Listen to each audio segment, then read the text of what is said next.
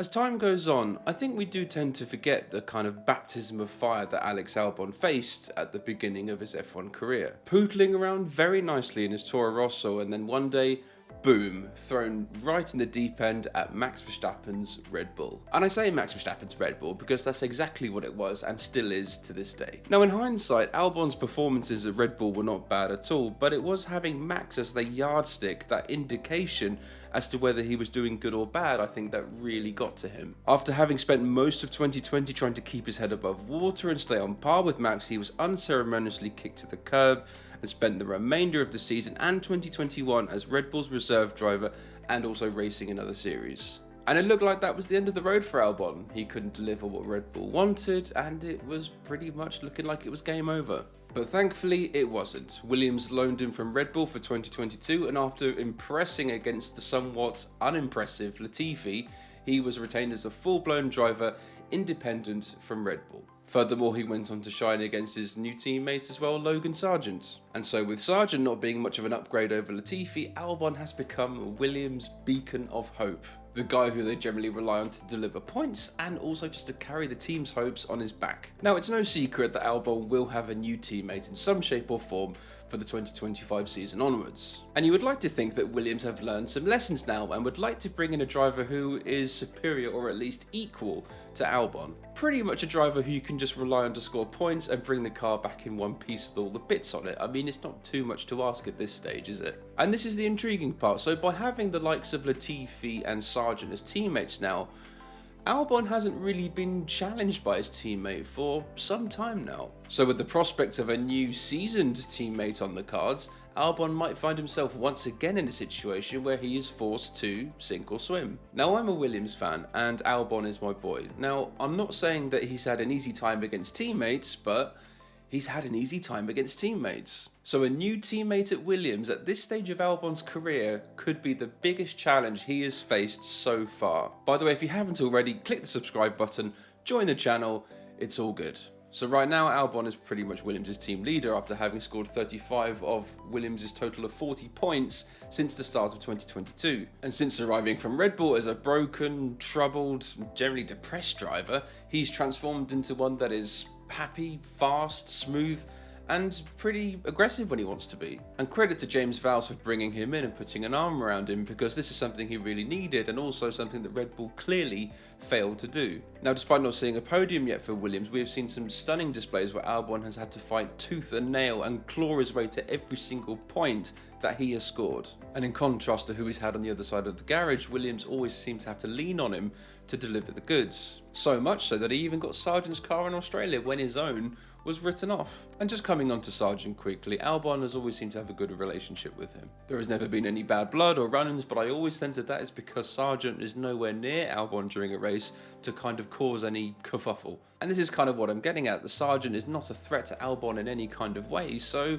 of course life is good at Williams for him right now. Albon gets the preferential treatment, he gets the new updates first, and he's the priority. He even gets his teammate's car if he crashes his own. But I do have a feeling that all of this will come to an end next season. So better late than never, Williams have finally decided that they need to come up with a replacement for Logan Sargeant. Because now to make any sort of progress, they need that driver alongside Albon who can score points on his own if the car is good enough. And not to say that Albon has a monopoly at Williams at the moment, but just bringing in someone to challenge him, keep him on his toes, surely that can only be a good thing. Nothing has been confirmed as of yet, but plenty of names have been thrown around as potential candidates. James Vowles has publicly said that they're aiming to try and bring in Carlos Sainz on board, and he would be a significant upgrade over Logan Sargeant. Of course, nothing against Albon, but Sainz is one of those sort of drivers that would give Williams a massive serving of legitimacy. Gone would be the days of pay drivers and questionable signings, and this for once would give Williams a solid, proper lineup. Will it actually happen though? Well, it seems to be getting slimmer by the day as Sainz continues to keep all his doors and options slightly ajar. But if it does happen, he's exactly the sort of driver that could actually shift the spotlight and the priority away from Albon. Sainz would easily be the biggest challenge that Albon has faced at Williams so far, and how he responds to this could define the rest of his career. Two more candidates which have emerged have been Valtteri Bottas and Daniel Ricciardo, and both find themselves in quite similar situations because there's past glory and both are still trying to stay relevant in Formula 1. Against Albon though, this would serve as a great measurement to see if both drivers have still got it or if it's actually time to, hang it up. Now I'm pretty confident Albon could deal with either Bottas or Ricciardo, but they're just those sorts of drivers where if the head is right and if the car is underneath them, they could easily sneak past Albon in the Drivers' Championship. Both are very experienced, they're race winners, and they have a lot of experience of driving around in traffic. A package of experience that Albon just doesn't have yet. And the team might also be put into a difficult position where if they've got a new set of upgrades, next season they might be like, well, who do we give it to? Now, I expect Williams would rather go down the experience road, but there's also still murmurings and rumblings that they could sign Kimi Antonelli, a rookie with no F1 experience. This is most likely, of course, if Mercedes want Williams to brew him for a couple of years. Now, from Albon's perspective, this would serve as a completely different challenge because he would still be the team leader and he'd still be the priority. But what if Kimi Antonelli jumps in the car and he's good? What if he's very good? Albon would have to ensure that he is under no circumstances outperformed by a rookie teammate. And that's exactly the kind of thing that could take a driver's name out of the conversation for front-running teams and even cut their career short. But on the flip side of this though, Albon could learn some lessons from a more experienced teammate and become a more well-rounded driver. Sainz, Ricciardo and Bottas have all been around the block and appear to be nice guys, so there's also the chance to pick up some lessons, even if that's learning what not to do. Now, I'm sure Albon could handle himself against a new teammate, even if it is Sainz, Ricciardo or Bottas, or even Kimi Antonelli. But he'll need to change his approach and mindset because Williams, with one of those prospects on board, will be a very different place to what he finds now. The team dynamic could be more competitive and potentially there could be fighting over who gets the best strategy, the priority, all that sort of thing. All the things that Albon hasn't had to deal with since his dark days at Red Bull. But if the situation called for it, can Albon dig his heels in? Can he stand his own ground?